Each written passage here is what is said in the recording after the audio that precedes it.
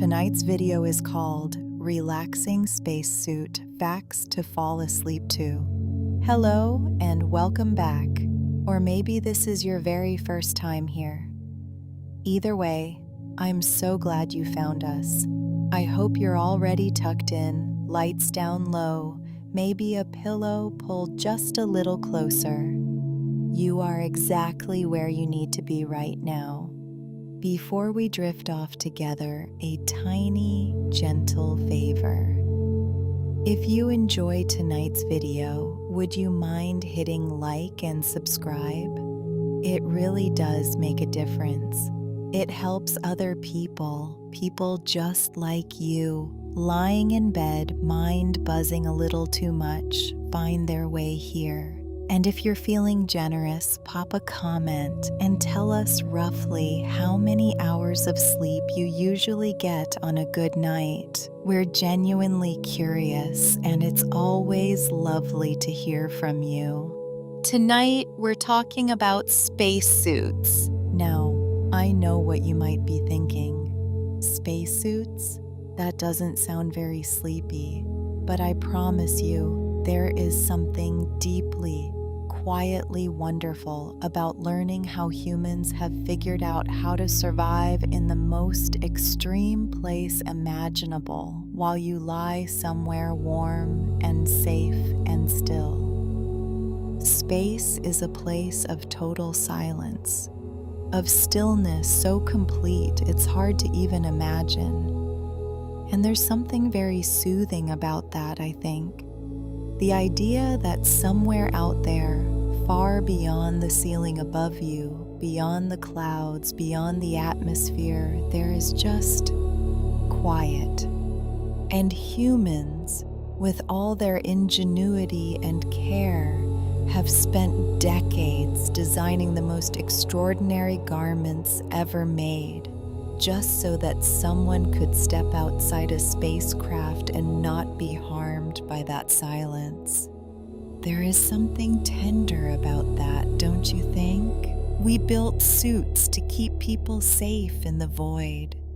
So tonight, I'd like to walk you through some of the most fascinating, gently mind-expanding things about how those suits actually work.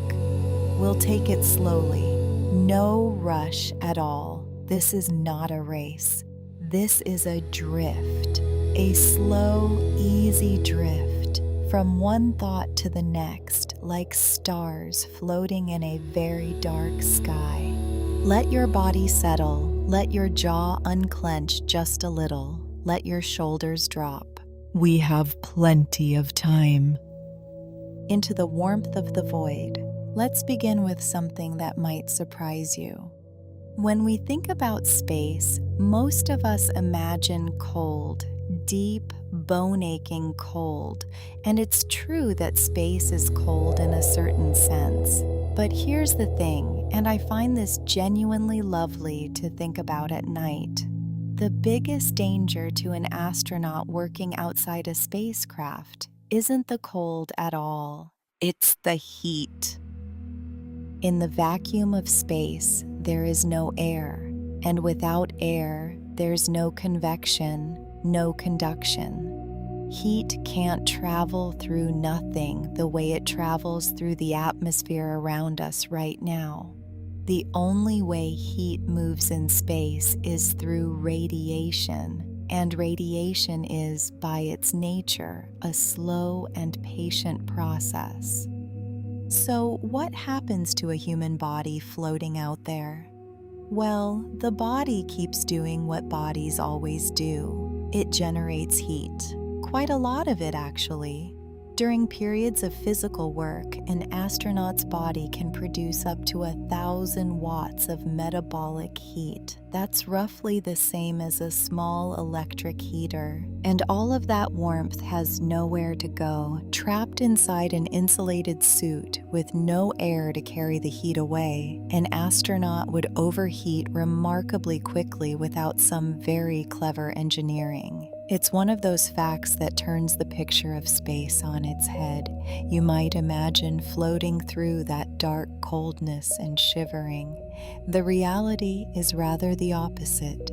The engineers who designed spacesuits have spent decades thinking about this problem.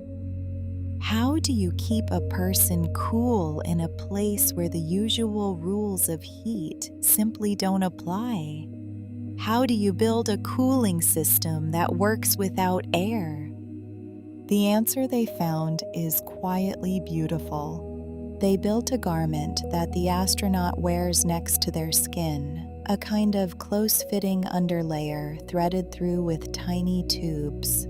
Through those tubes flows cool water, chilled and gently circulating, carrying warmth away from the body. The astronaut is, in a sense, wearing a very slow, very calm river. A network of water moving quietly beneath the outer layers of the suit, doing its patient work. This garment is called the Liquid Cooling and Ventilation Garment, and it was first imagined by researchers at the British Royal Air Force, then carefully developed and refined over years of thoughtful engineering. When you hear something like that, I always think it's worth pausing. There were real people sat at desks thinking carefully about how to keep another human being comfortable in a place no human was ever meant to go. There's something very human about that. Now, the cooled water has to go somewhere. It can't just circulate forever, growing warmer and warmer. It needs to release that heat somehow. And in a vacuum, without air to help, the engineers had to find a way to use the only thing available to them, the vacuum itself. The device they designed is called a sublimator, and it works through one of physics' quieter miracles, the direct transformation of ice into vapor with no liquid stage in between. This process, called sublimation, pulls heat from the cooling water and releases it silently into space.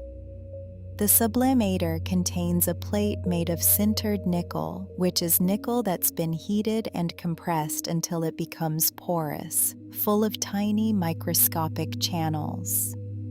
Feed water is introduced to this plate, where it immediately freezes into a thin layer of ice. Then the warm water from the cooling garment passes over it. The ice absorbs that warmth and transforms directly into water vapor, drifting quietly into space, carrying the heat with it. What I love about this is how self-regulating it is. When the astronaut works harder and generates more heat, the sublimation rate increases automatically. When they rest, it slows. The system breathes, in a sense, adjusting itself to the needs of the person inside, without any switches or dials. A quiet conversation between physics and engineering. And isn't that a gentle thought? Somewhere out there, an astronaut at rest, and around them, a suit quietly breathing, managing temperature, caring for the person inside.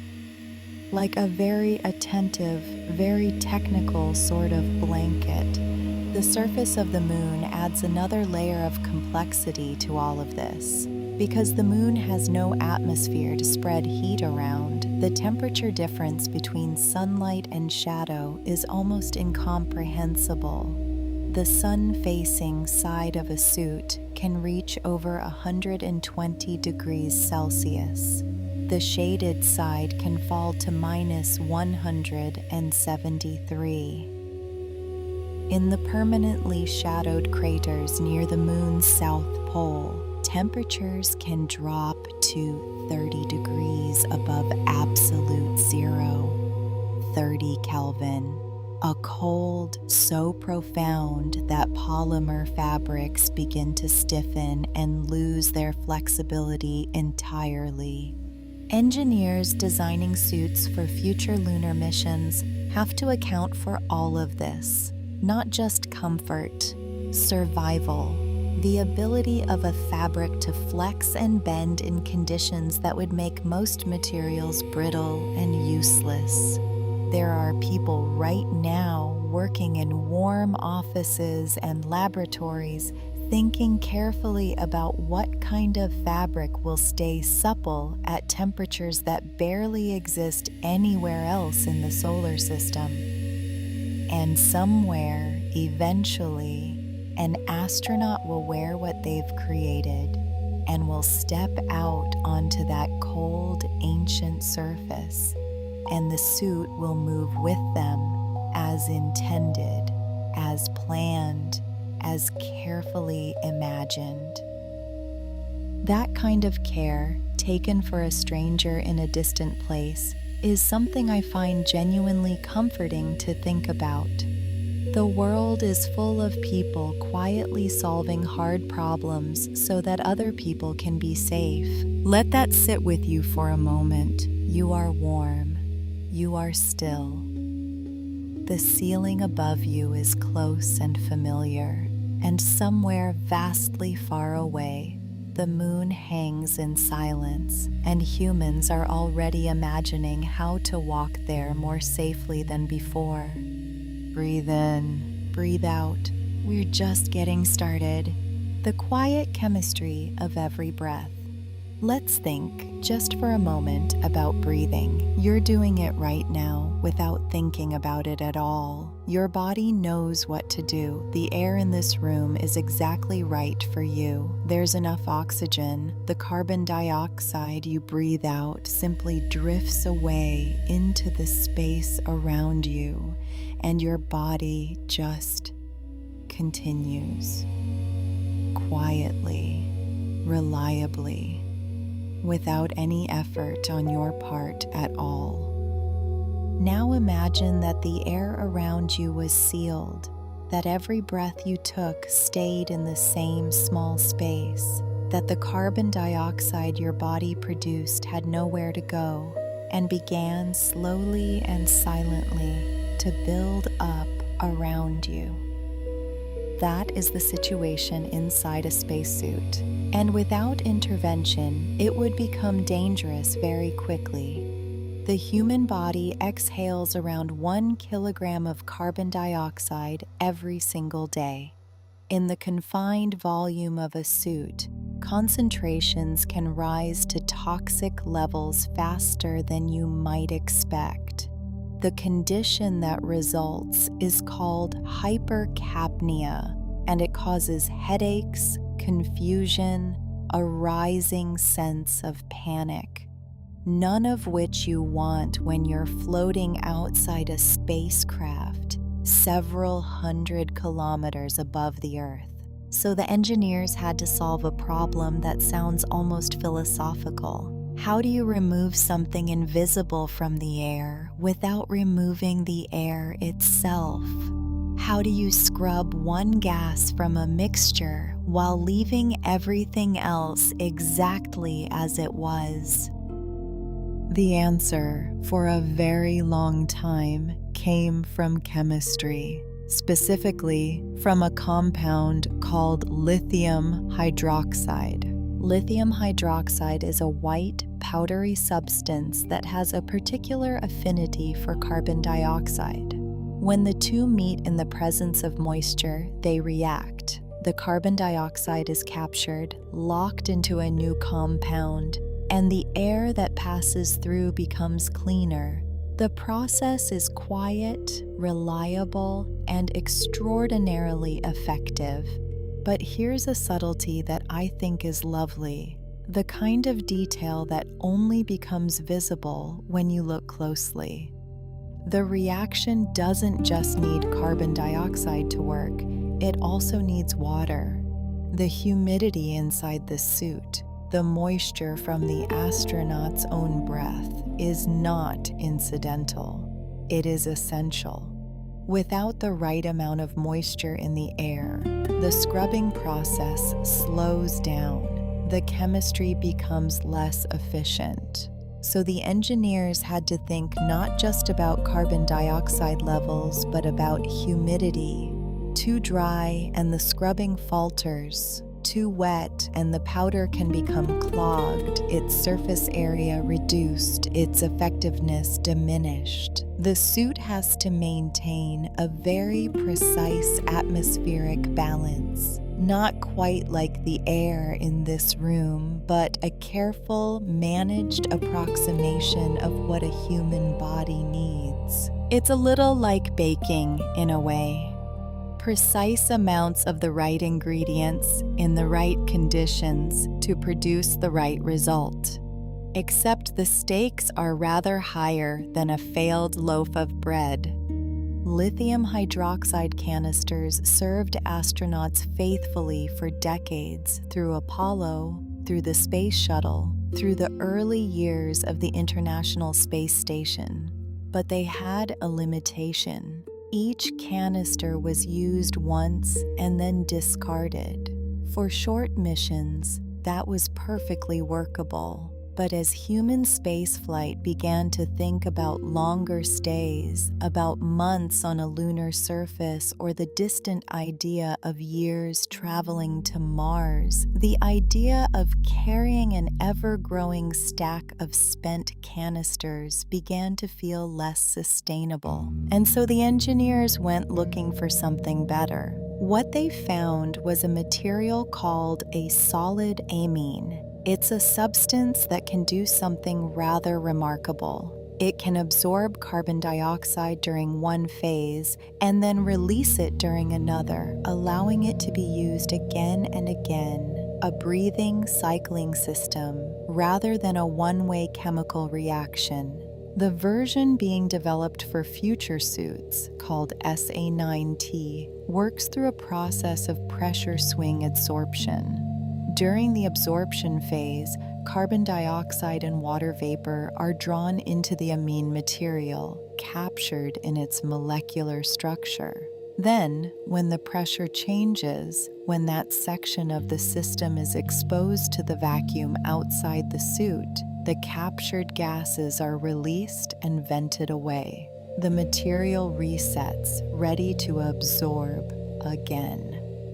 Two beds of this material sit side by side, taking turns. While one absorbs, the other regenerates. The system cycles continuously, like a slow and careful breathing in its own right. And unlike the old canisters, it requires no resupply. Nothing is thrown away. The suit simply keeps working as long as the astronaut needs it to. The most recent version of this system can handle the carbon dioxide produced by an astronaut working at a metabolic rate equivalent to 300 watts of exertion.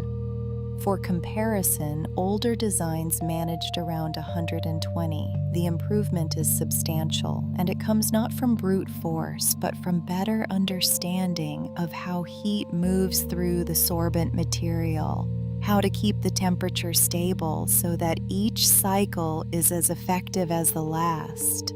There's something meditative about the image, I think.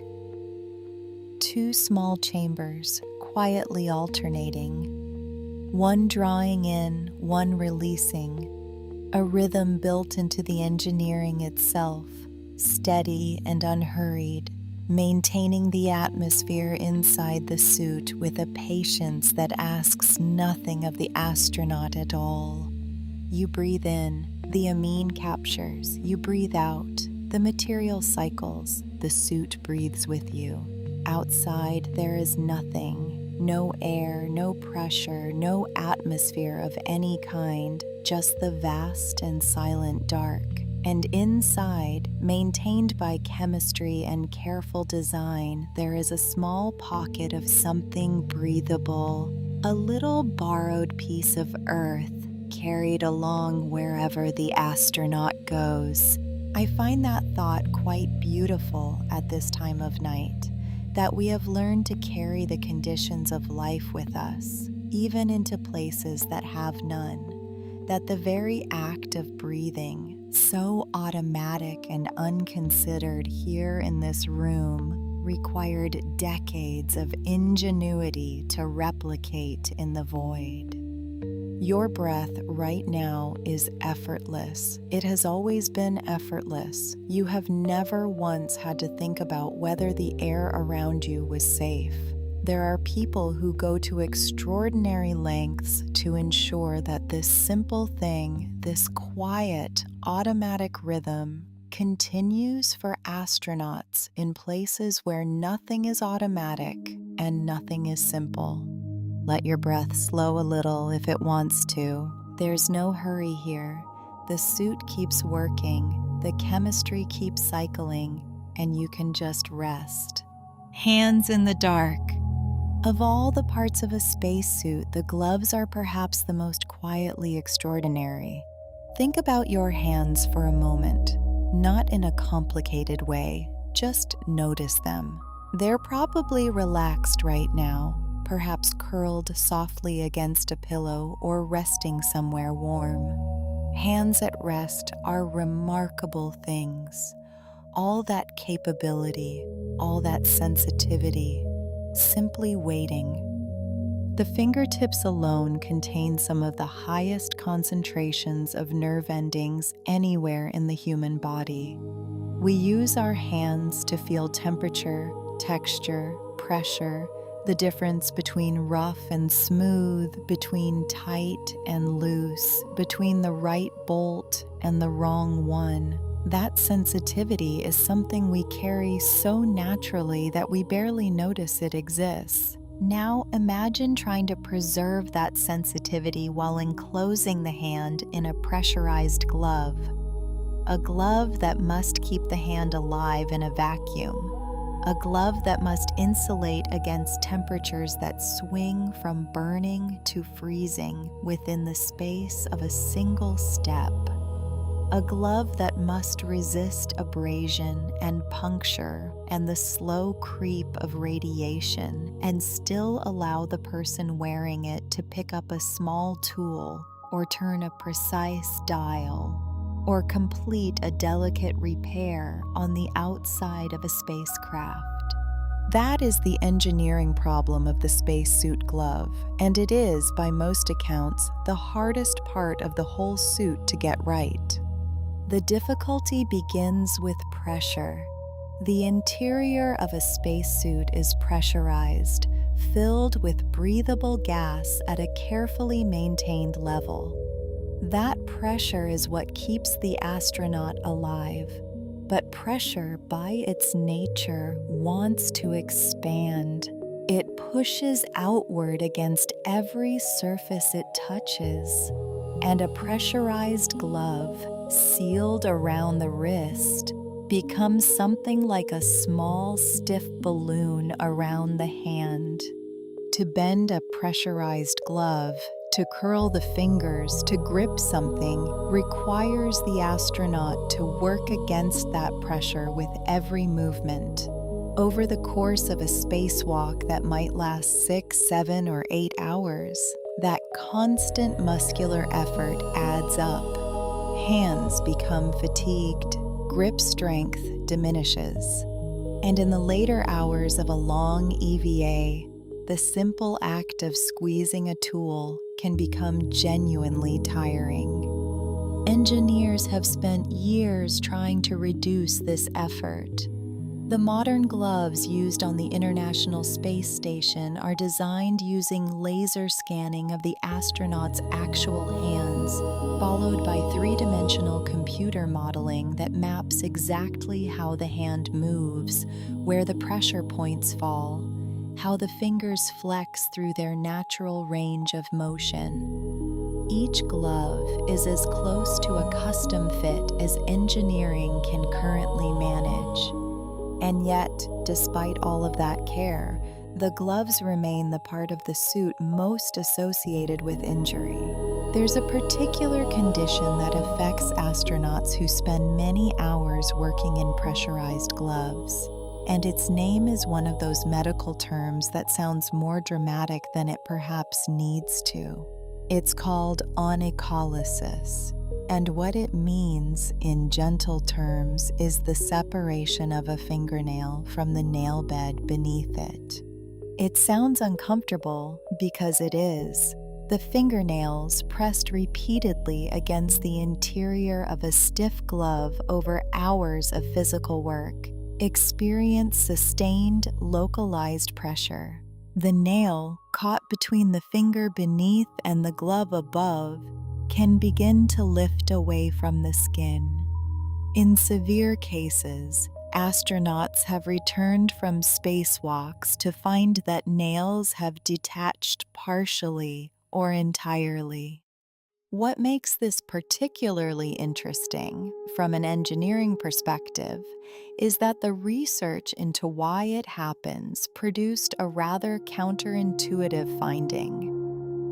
You might assume, quite reasonably, that the problem would be a glove that's too tight, that a snug fit would press the nail more firmly against the fingertip and cause more damage. But when researchers looked carefully at the data, at records of hand injuries across many astronauts and many EVAs, they found something surprising.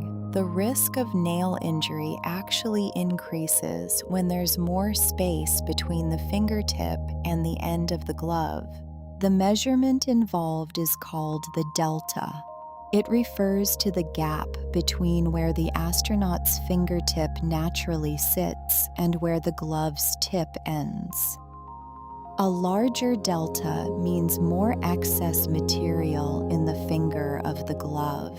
And that excess material, it turns out, doesn't simply sit harmlessly empty. It folds, it creases, it bunches in ways that create small, concentrated points of high pressure exactly where the nail meets the glove interior. A perfectly fitted glove with minimal excess distributes pressure more evenly. It's the folds in a poorly fitted one that do the damage. This discovery came from careful retrospective analysis of injury records, a kind of forensic approach to suit engineering. Looking back at what had happened, finding patterns in the data, and then adjusting the design accordingly.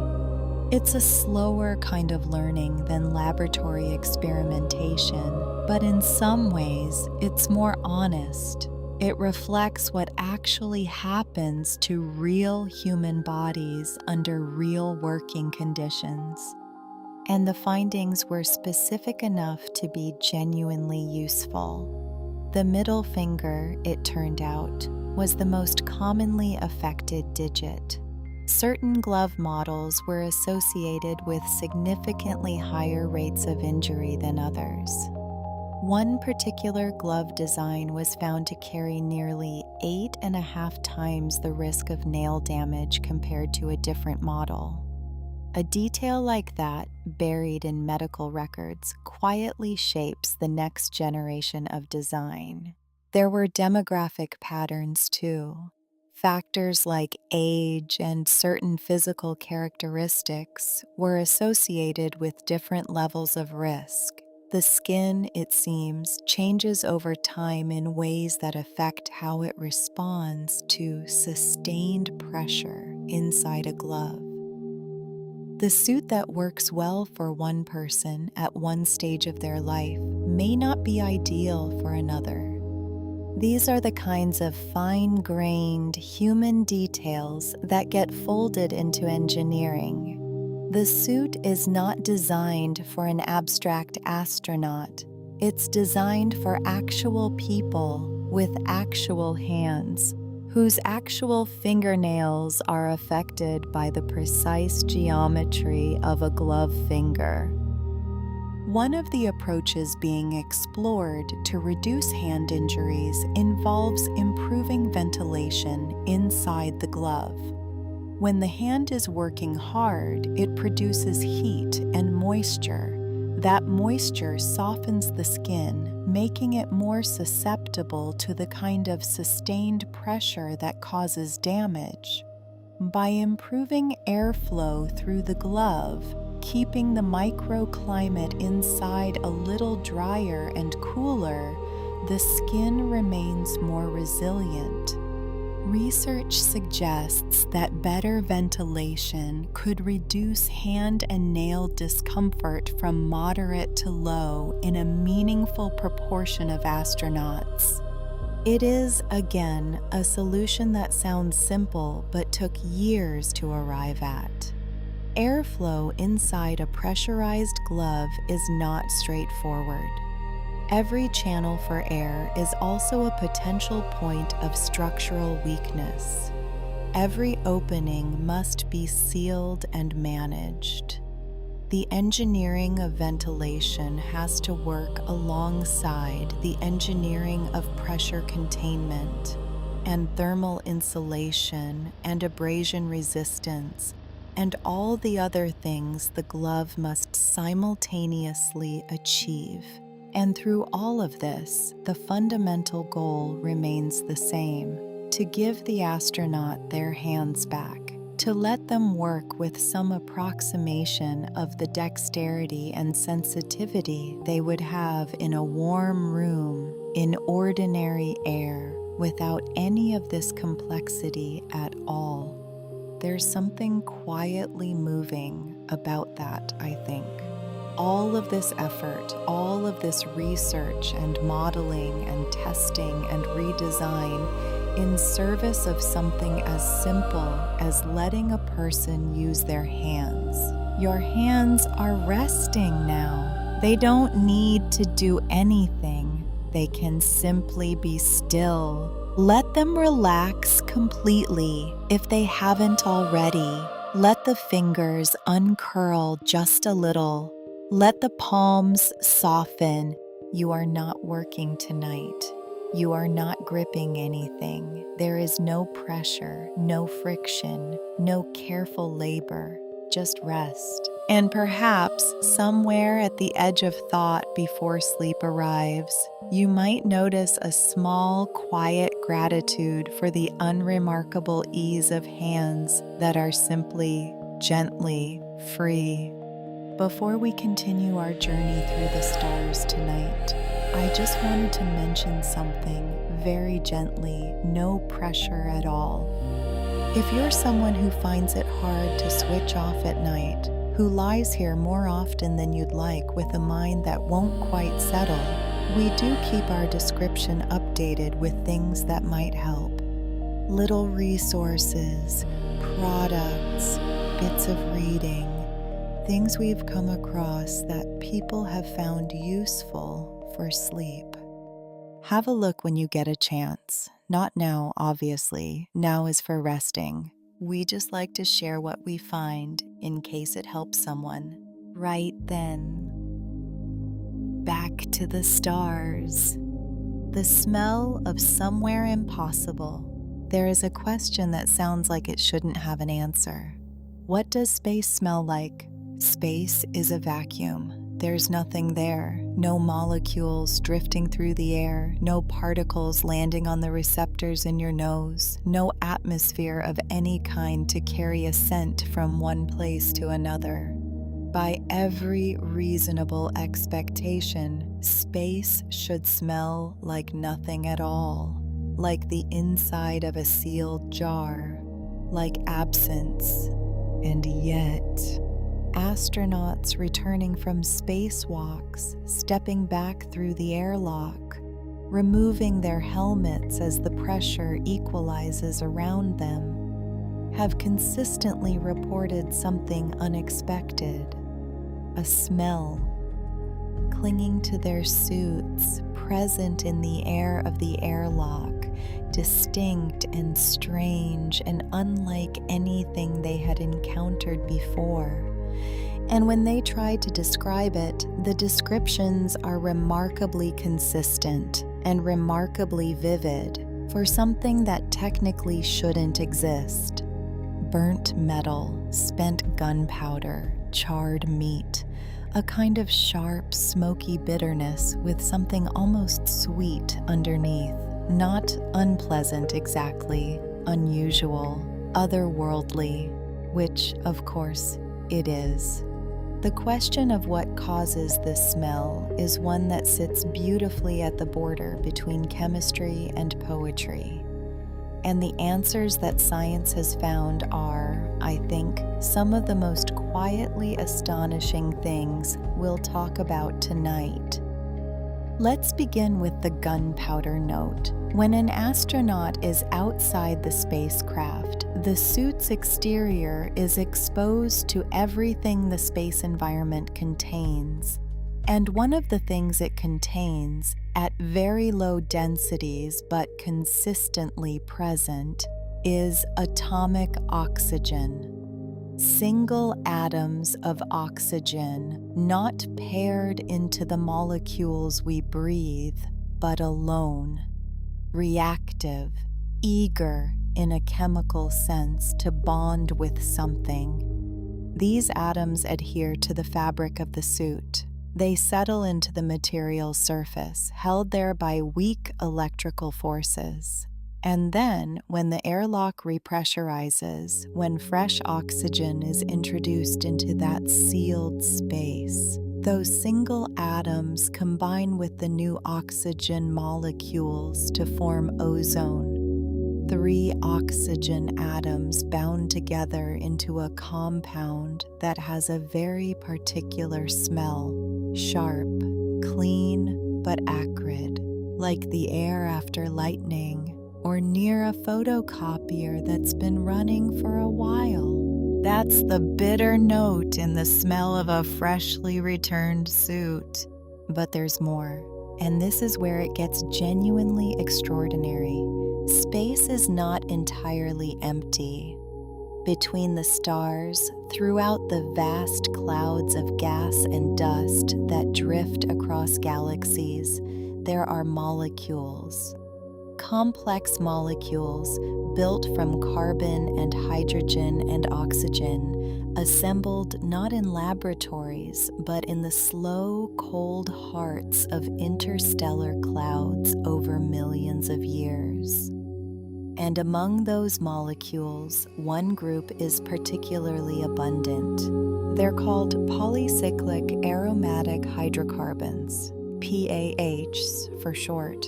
They form during the death of stars, when carbon-rich material is ejected into space and cools into complex structures.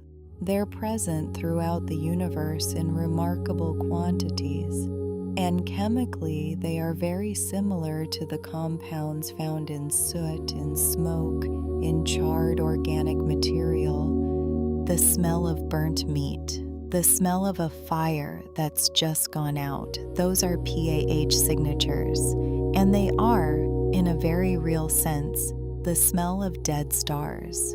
I find it genuinely hard to hold that thought without feeling something. When astronauts detect that scorched, smoky quality on their suits, they are, in some small chemical way, smelling the remnants of stellar death. The universe's long history, written in molecules, briefly landing on a piece of human-made fabric floating in orbit. But the story doesn't end there, because some of the molecular clouds in space contain something else entirely. In a region called Sagittarius B2, a vast star-forming cloud near the center of our galaxy, astronomers have detected a compound called ethyl formate. It's a relatively simple organic molecule, and it has a very specific smell: raspberries and rum. The center of the galaxy, tens of thousands of light years away, contains the chemical signature of raspberries. Now, this doesn't mean that if you could somehow stand inside that cloud and breathe, you would smell raspberries. The concentrations are far too low, and the vacuum would, of course, be rather more immediately problematic. but the molecule is there.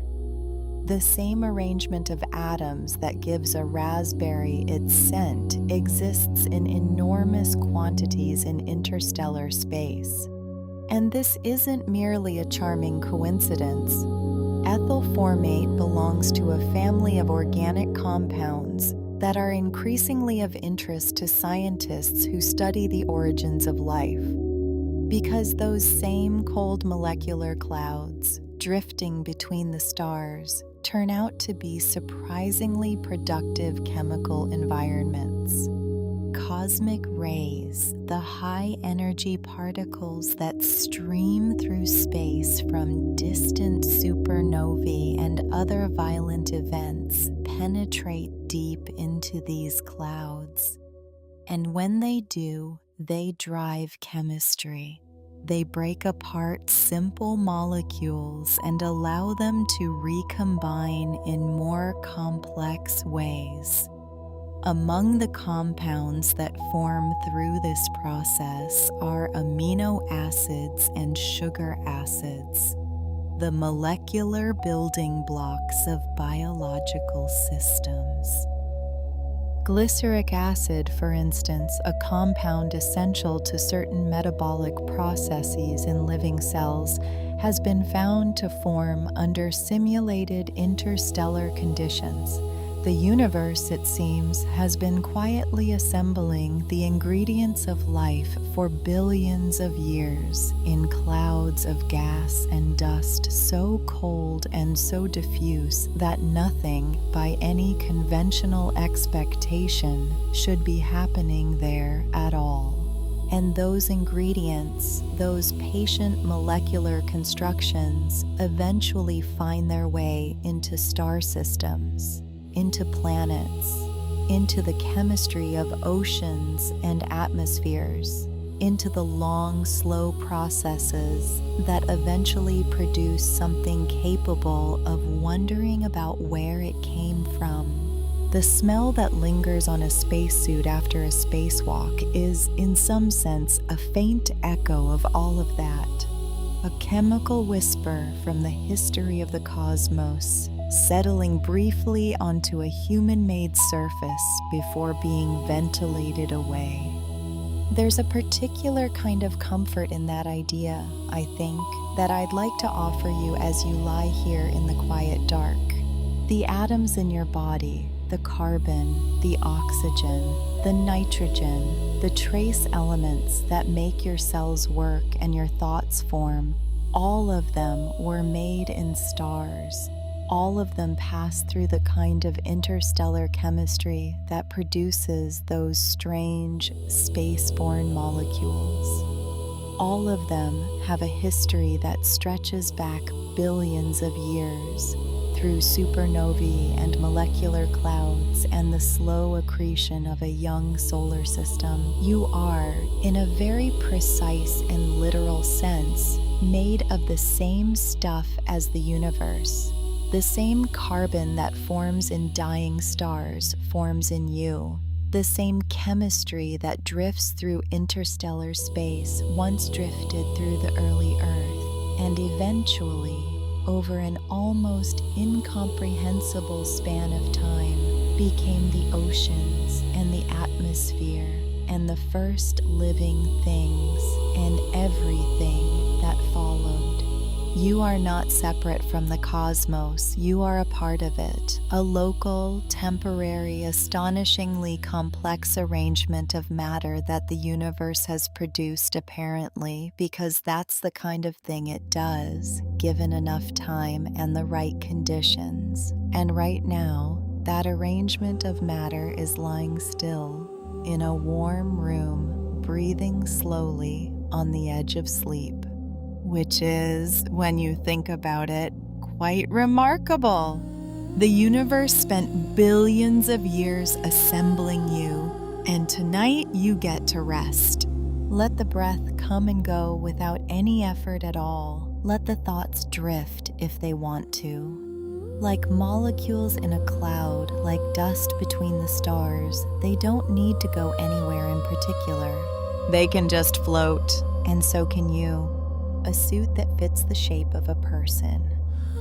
There is a particular kind of problem in engineering that looks, on the surface, like a simple one. How do you make a suit that fits the human body? We do this all the time, after all. Clothes have existed for thousands of years. Tailors have spent centuries learning the art of cutting and shaping fabric to follow the contours of a person. It seems like a solved problem, a comfortable one even, the kind of craft that happens in warm rooms with good light, with pins and chalk and careful hands. But a spacesuit is not a piece of clothing in any ordinary sense. And the problem of making it fit, of making it move with the person inside it, of making it feel like something a human body can inhabit rather than fight against, turns out to be one of the deepest and most persistent challenges in the entire field. Let's think about pressure again, because pressure is at the heart of everything. The suit must be pressurized to keep the astronaut alive. We've talked about that. But pressure, as we also touched on, wants to expand. A pressurized suit is, in a very real mechanical sense, a balloon. And a balloon, when you try to bend it, resists. It has a preferred shape, which is the shape it takes when the pressure inside is uniformly distributed, and any deviation from that shape requires force. For a suit pressurized to the levels needed for survival, that resistance is substantial. Astronauts working in early suits described the experience of moving against internal pressure as exhausting. Every bend of the elbow, every flexing of the knee required muscular effort, not just to do the work itself, but to overcome the suit's constant tendency to return to its inflated, unbent form. The engineers who worked on the Apollo suits found a partial solution in something called a convolute. It's a joint built into the fabric of the suit at the elbow, the knee, the shoulder, that uses a bellows-like structure to allow bending without significantly changing the internal volume. Because the key insight is this: it's not the bending itself that the pressure resists. It's the change in volume. If you can design a joint that bends while keeping the enclosed space the same size, the pressure remains constant and the resistance largely disappears.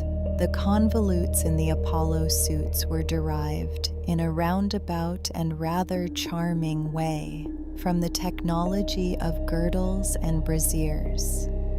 The company that won the contract to build those suits, ILC Dover, had its roots in the International Latex Corporation, the maker of Playtex undergarments. The engineers there had spent years understanding how elastic materials behave under tension, how fabric can be shaped and structured to follow the human form while providing support and maintaining its shape under stress. That knowledge, applied to the extraordinary problem of a pressurized lunar suit, turned out to be exactly what was needed. The hand-sewn rubber convolutes, the careful restraint webbing, the precise layering of materials, all of it drew on an understanding of human bodies and the fabrics that move with them that had been developed in a completely different context for completely different purposes. Each Apollo suit was custom-made, hand-sewn by a small team of highly skilled seamstresses fitted to a specific astronaut, adjusted and refined through rounds of testing. A woman named Hazel Fellows was among those who did this work. and the precision required was extraordinary. These were not mass-produced items. They were, in a very real sense, portraits in fabric of the people who would wear them. Now, decades later, the engineers working on future suits are thinking about an even more ambitious approach to the problem of fit and movement. The concept is called mechanical counterpressure, and it represents a fundamentally different way of thinking about how a suit keeps a person alive. In a conventional pressurized suit, the pressure that protects the astronaut is gas pressure.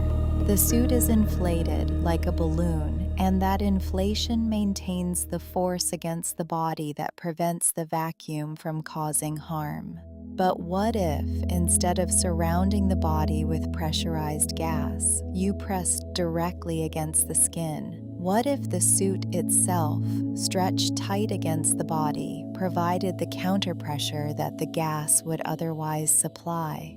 This is the idea behind the mechanical counterpressure suit, and it's being explored at places like MIT, where prototypes have been developed that look quite different from the bulky, inflated suits of the past, closer to a second skin, tight, flexible, form-following. The physics behind it is elegant.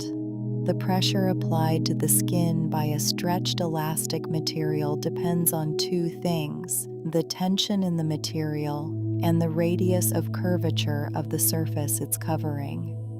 This relationship can be described very simply. Pressure equals tension divided by radius. A small radius, like a wrist or a finger, requires less tension to achieve a given pressure.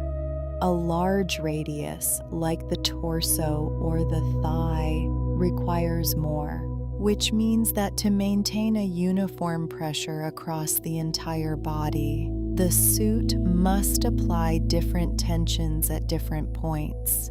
Not a single, consistent stretch, but a carefully mapped variation, tuned to the geometry of every curve and contour of the human form. And the human form, of course, is not a series of simple cylinders. It is deeply, gloriously irregular. It has concavities and convexities, angles that change with movement, surfaces that flatten when the body bends and curve when it straightens. Designing a suit that maintains the correct pressure across all of those surfaces in all of those positions through all of the movements an astronaut might make is a mathematical problem of considerable complexity. One of the most persistent challenges is what engineers call the bridging problem. In concave areas of the body, places like the armpit, the back of the knee, the palm of the hand, tight fabric doesn't follow the surface. It spans the gap. It bridges across the hollow rather than dipping into it. And where the fabric bridges, the pressure drops. The skin in those areas receives less counter pressure than it needs. In a vacuum, that matters. Fluid can accumulate in low-pressure areas. Tissues swell. The body responds to the imbalance in ways that are uncomfortable at best and dangerous at longer durations. The solutions being explored are inventive. Soft pads of silicone or fluid-filled pouches that fill the concavities and give the fabric a surface to press against. Shape memory alloys, materials that change their form in response to temperature, woven into the suit's structure to provide controllable compression in exactly the right places. Active systems that adjust as the astronaut moves, maintaining the pressure distribution across a body that is never quite still. One promising approach uses small coiled actuators made of shape memory alloy. When activated, these coils contract, applying localized compression to the skin beneath. Research suggests that with the right design, specifically coils with a low spring index, these actuators can achieve pressures that meet and even slightly exceed the target needed for safe extravehicular activity.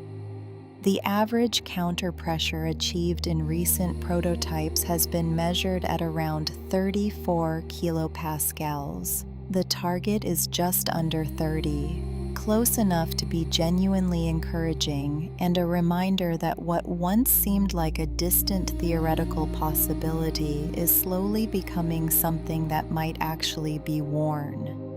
What I find beautiful about the mechanical counterpressure suit, beyond the engineering, is what it represents as an idea.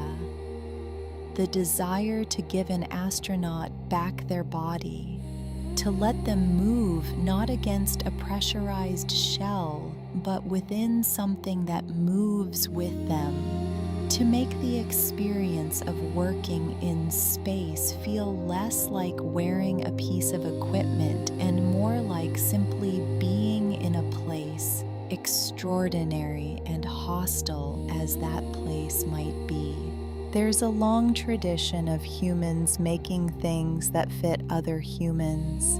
Shoes shaped to the foot, gloves shaped to the hand, chairs designed for the particular way a tired body wants to rest.